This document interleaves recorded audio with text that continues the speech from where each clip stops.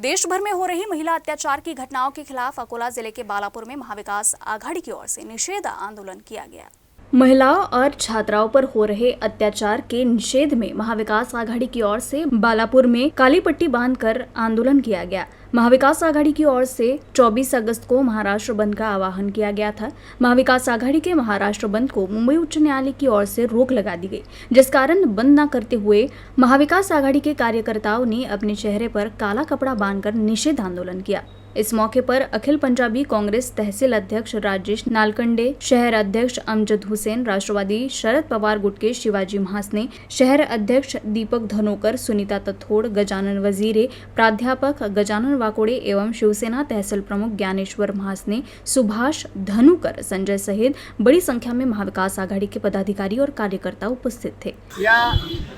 संदर्भात काल महाविकास आघाडीच्या वरिष्ठ नेत्यांनी आदेश दिलेल्याप्रमाणे काल आम्ही सगळे महाविकास आघाडीचे पदाधिकारी गावात संध्याकाळच्या वेळेस फिरून सगळ्यांना विनंती केली होती की उद्याचा बंद हा सगळ्यांच्या सहकार्याने ठेवा, परंतु उच्च न्यायालयाचा कालचा जो निकाल आला त्याच्यामुळे आज आम्ही पक्षाच्या आदेशाने, महाविकास आघाडीच्या आदेशाने आज एक काळ्या पट्ट्या बांधून, तोंडाला बांधून, काळे झेंडे दाखवत आम्ही आज निषेध नोंदवत आहोत। नुकत्याच ठाणे जिल्ह्यातील बदलापूर येथे दोन चिमुकल्या विद्यार्थिनींवर एका नराधमानं अत्याचार केला।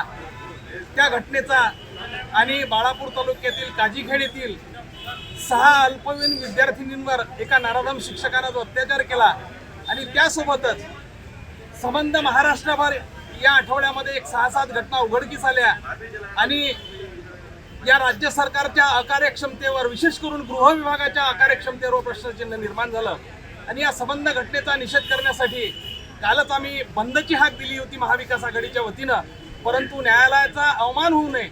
न्यायालयाचा आदर राखत आम्ही तो बंद रद्द केला आणि त्या घटनेचा निषेध म्हणून आणि राज्य सरकारचा सुद्धा निषेध म्हणून आज आम्ही या ठिकाणी काळ्या फिती लावून आमच्या वरिष्ठ नेत्यांच्या आदेशानुसार आम्ही या ठिकाणी काळ्या फिती लावून या संबंध घटनेचा निषेध केला आहे।